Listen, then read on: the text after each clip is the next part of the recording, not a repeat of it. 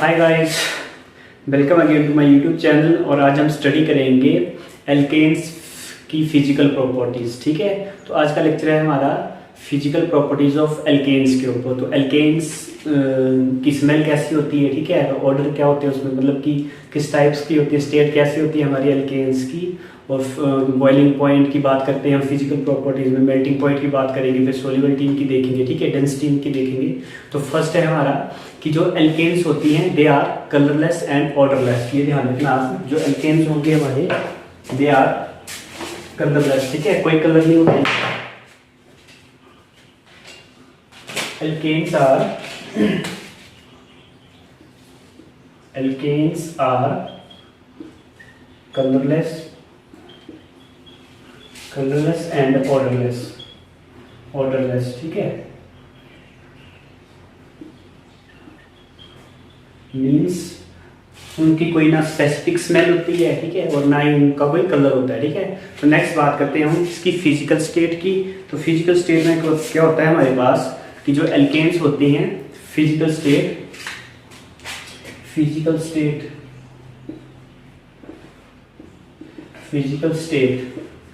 ठीक है। तो जो लोअर एल्केन्स होती हैं हमारी, lower alkanes means carbon 1 to 4 means methane से लेकर ब्यूटेन तक, ठीक है। तो वो तो होती है हमारी gaseous form, they are in gaseous form. जो मीथेन से लेकर ब्यूटेन तक हमारी जो एल्केन्स होंगी ये गैसियस फॉर्म में होंगे। और नेक्स्ट हमारा जो पेंटेन से लेकर C5 से लेकर C17 तक, ठीक है, ये होगी हमारी लिक्विड स्टेट, ठीक है। जो फर्स्ट जो है हमारी मीथेन से लेकर ब्यूटेन तक ये होंगे हमारी गैसियस फॉर्म में, ठीक है। और जो उसके हायर होंगे हमारे कार्बन 17 से हायर जो एल्केन्स होंगे हमारे वो होंगे सॉलिड स्टेट में, ठीक है, सॉलिड स्टेट में, ठीक है। तो यहाँ पर देखो आप, ये जो C1 to C4 जो मीथेन से लेकर ब्यूटेन तक ये क्यों गैसियस स्टेट में होते हैं, क्योंकि यहाँ पे होता है हमारे पास कि मतलब number of carbon atoms come है हमारे, ठीक है। तो इनमेन जो है वीक वेंडर वॉल्स फोर्सेस होंगी, मीन्स की मोलिकुलर मास भी इनका कम है, ठीक है। तो उनकी वजह से जो इनके बीच में वेंडर वॉल्स फोर्सेस क्या होती हैं कि मीन्स दो मॉलिक्यूल्स के बीच की जो फोर्सेज होगी, ठीक है, वो काफ़ी कम होगी, मीन्स काफ़ी वीक होगी। उसकी वजह से क्या है, गैसेस फॉर्म है। फिर जैसे जैसे हमारा नंबर ऑफ कार्बन एटम बढ़ते जाएंगे तो मोलिकुलर वेट बढ़ता जाएगा, हमारा मोलिकुलर मास बढ़ता जाएगा। तो मोलिकुलर मास बढ़ने के साथ साथ क्या होगा हमारा कि वेंडर वॉल्स फोर्सेस भी बढ़ती जाती है, ठीक है। वेंडर वॉल्स फोर्सेस बढ़ती जाएंगी, उससे उसकी वजह से क्या होगा कि जो कार्बन C5 से लेकर C17 तक जो है हमारे ये लिक्विड स्टेट में आ जाएंगे। लिक्विड स्टेट में क्यों आ रही, क्योंकि मोलिक्यूल की इंटरमोलिकुलर फोर्सेज या फिर वेंडर वॉल्स फोर्सेज हम बोल सकते हैं कि वो बढ़ रही है, ठीक है। उसके नेक्स्ट आता है हमारे पास ये जो है कार्बन 72, जो मतलब हाइयर जो एल्केन्स होंगे हमारे कार्बन 17 से एवं जितने भी एल्केन्स होंगे वो सॉलिड फॉर्म में होंगे। सॉलिड फॉर्म में क्यों होंगे, क्योंकि मोलिकुलर मास एकदम से बढ़ेगा इनका, ठीक है, और कार्बन एटम्स हमारे बढ़ रहे हैं, एटम्स बढ़ जाएंगे तो उसकी वजह से क्या होगा कि इनकी वेंडर वॉल्स फोर्सेस भी बढ़ती, वेंडर वॉल्स फोर्सेस बढ़ जाएंगी, इंटरमोलिकुलर फोर्सेस बढ़ेंगी, तो ये सॉलिड स्टेट में आ जाते हैं, ठीक है। तो ये तो हमारा था फिजिकल स्टेट। और उसके नेक्स्ट है हमारा इंपोर्टेंट, इसमें जो क्या होता है कि बॉइलिंग एंड मेल्टिंग पॉइंट्स, ठीक है। यहाँ से क्वेश्चन आ जाते हैं कि बॉइलिंग पॉइंट को देखो आप, बॉइलिंग पॉइंट ऑफ एल्केन्स। तो बॉइलिंग पॉइंट का नॉर्मल सी बात है कि जैसे जैसे हमारा मोलिकुलर वेट बढ़ेगा तो बॉइलिंग पॉइंट भी बढ़ता है, ठीक है। लेकिन यहाँ पे ध्यान रखना एक बात कि जैसे मान लो हमारे पास बॉइलिंग पॉइंट जो है वो डायरेक्टली प्रोपोर्शनल होता है मोलिकुलर मास, ठीक है। मोलिकुलर मास की अगर किसी मतलब एटम्स या फिर मॉलिक्यूल्स का मास ज़्यादा है तो उनका बॉइलिंग पॉइंट ऑटोमेटिकली ज़्यादा होगा, ठीक है। तो जो मोलिकुलर मास है ये फर्दर यहाँ पे एक और बात की हम एक और बोल सकते हैं कि जो बॉइलिंग पॉइंट है ये डायरेक्टली प्रोपोर्शनल होता है हमारे वेंडर वॉल्स फोर्सेस के ऊपर, ठीक है, वेंडर वॉल्स फोर्सेस के ऊपर, ठीक है।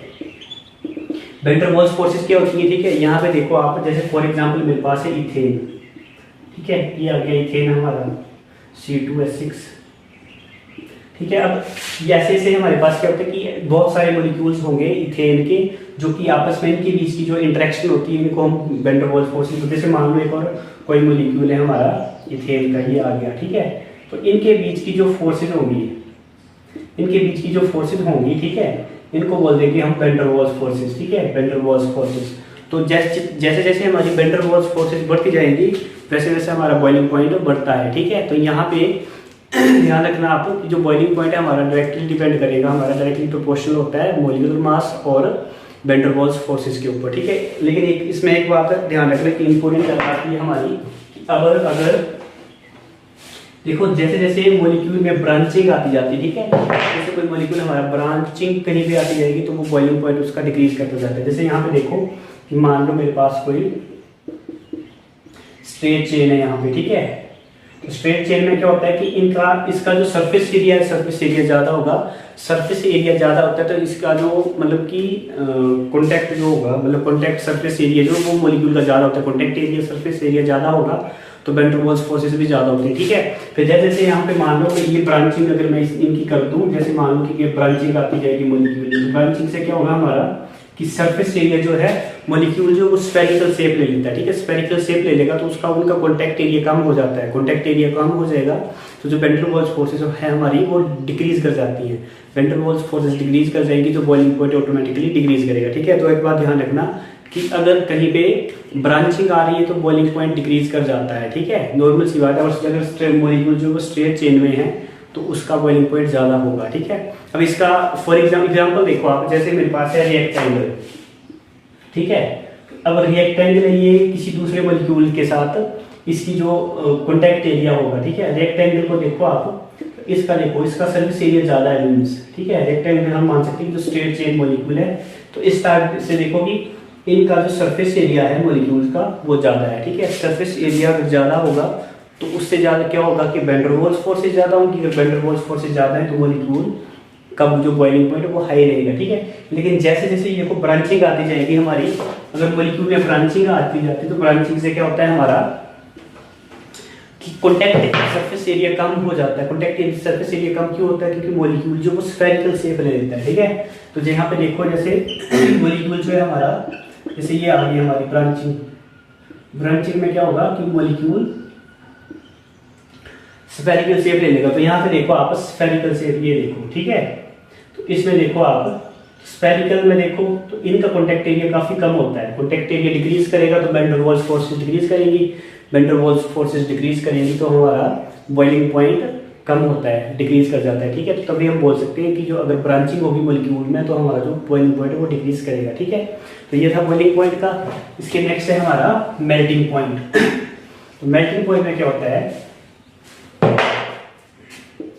मेल्टिंग पॉइंट मीन्स हम क्या कर रहे हैं कि सॉलिड को लिक्विड में कन्वर्ट कर रहे हैं, तो इसको बोलते हैं हम मेल्टिंग पॉइंट पर मेल्ट करना, ठीक है। तो नॉर्मली हम क्या सोचते हैं कि जैसे जैसे हमारा मॉलिक्यूलर मास बढ़ेगा तो मेल्टिंग पॉइंट भी बढ़ता है, लेकिन नहीं।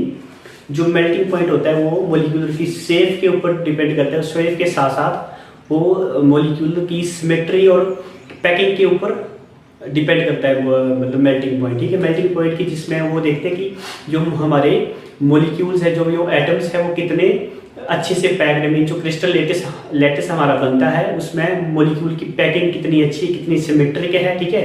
तो उसके बेस पे हमारा मेल्टिंग पॉइंट होता है। तो जो कोई मॉलिक्यूल जिसमें पैकिंग, जो मॉलिक्यूल की पैकिंग है, ठीक है, वो काफ़ी अच्छी है, सिमेट्रिक है, तो उसका बॉइलिंग पॉइंट, मेल्टिंग पॉइंट ज़्यादा होगा। और किसी में जो है अनसिमेट्रिकल है, ठीक है, तो उसमें जो है मेल्टिंग पॉइंट कम होता है, ठीक है। जो पैकिंग है मॉलिक्यूल की वो अनसिमेट्रिकल है तो मेल्टिंग पॉइंट हमारा कम हो जाएगा, ठीक है। तो मॉलिक्यूलर मास के ऊपर डिपेंड नहीं होता हमारा मेल्टिंग पॉइंट, वो डिपेंड करता है shape and packing of the crystal lattice, ठीक है। तो यहाँ पे देखो जैसे फॉर एग्जांपल मैं यहाँ पे एक एग्जांपल ले रहा हूँ। जैसे यहाँ पे देखो कि ये कोई मेरा, ठीक है, मॉलिक्यूल, इसमें देखो एटम्स तो सेम है, हमारे एटम्स